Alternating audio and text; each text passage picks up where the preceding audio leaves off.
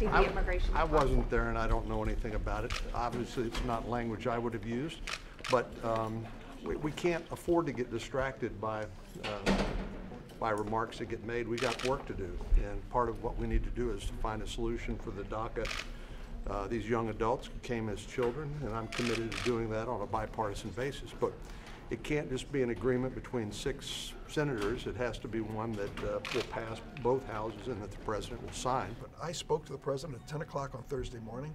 I said, we have a bipartisan agreement. He said, great. He said, I can't wait to hear what's involved in it, and I'm not going to let the slow walkers take control of this situation. Let's get it done. I said, Lindsey's on his way to explain it. The next thing you know, I was invited to come along, and in the next 2 hours, someone, I think I know who, decided that they would bring in 5 members of Congress, 2 senators and 3 House members, who generally oppose all immigration reform. The idea was clearly to outnumber us and to kill our efforts. Do you believe that's Stephen Miller? I believe, listen, any effort to kill immigration reform usually has Mr. Miller's fingerprints on it. So I wouldn't be a bit surprised if he's a part of it. I'm not going to talk about the meeting, other than I know what I heard and I know what I said. And I'll try to figure out the best I can what happened between 10 o'clock and 12 o'clock. I will say I don't think the president was well served by his staff. I think the president's that we saw Tuesday is that Donald Trump exists, and somehow by 12 o'clock on Thursday something happened, and I don't think he was well served by his staff, but he's responsible for the way he conducts himself, and so am I.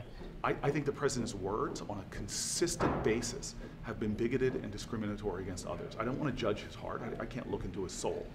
But when the president of the United States makes statements like he did from the Oval Office, those statements, as I said in my testimony, don't just disappear in the air like mist. They become fetid, they fester, and they explode. They give others license to hate, to reflect that kind of ignorance and bigotry.